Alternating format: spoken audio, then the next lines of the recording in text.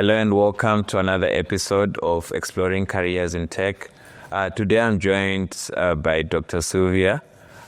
She's just going to tell us a little bit about her career path, her career journey, and give us a little career advice on how she got to the point that she is. Welcome, Doctor.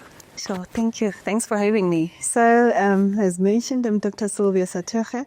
My career in technology comes from when I was 14 years of age. And thanks to a decisive government, there was a project that was run by government, being an ESCOM and a foundation called the OT Foundation. So it was a triple P arrangement, and the idea was to introduce technology as a matric subject, or technology as part of the curriculum in South Africa. So sitting here today, I'm one of the first students that wrote technology as a matric subject in the history of South Africa. Wow. And from there, that's where my love for tech came, right?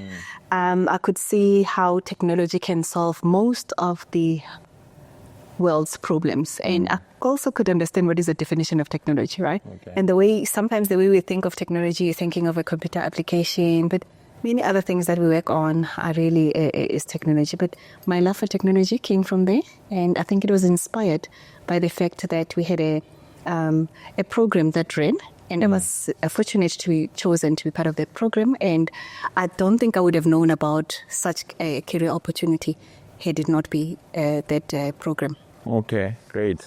So, what was kind of like your educational part? Like, you said you wrote that exam, and did you kind of go to college, and how did you kind of enhance your studying? Sure. So it was like to introduce it into the school curriculums. So from standard 8 to matric, I wrote matric.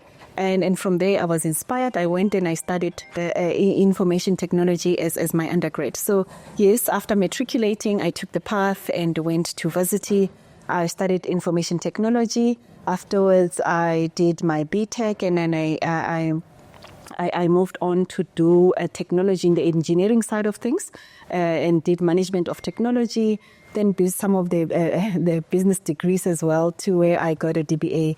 And a doctorate in business leadership. Oh, wow. Doctorate, yeah, that must have been tough. I know my mom is trying to do a doctorate now. Is keep applying and you keep retrying. So how did you kind of stay resilient, maybe to actually becoming a doctor? I know that's not simple. And it takes like so many years. Like some people give up on their first degree. How did you end up being a doctor? How can you explain your resilience? So I think my resiliency comes from being deliberate and wanting to do it, especially in STEM, right? When you're a woman in STEM, which I think it's getting better, but there's very few women in STEM. And the fact that it's a male-dominated industry, and that there are some unconscious biasness that are happening. So you find yourself always wanting to be on top, learning and continuously learning. And because you don't want to fail for yourself, but also you don't want to fail for the other women that are coming behind you. And you're competing in a male-dominated industry, so you want to come up on top.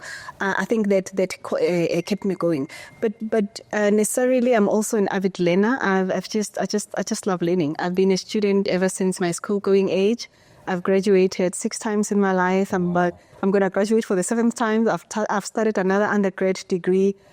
Because I'm in a field where if you stop learning, you just become obsolete and you're not necessary. Wow, that's amazing. Like I've never heard someone who is 7, graduated 6 times and they're still going on another.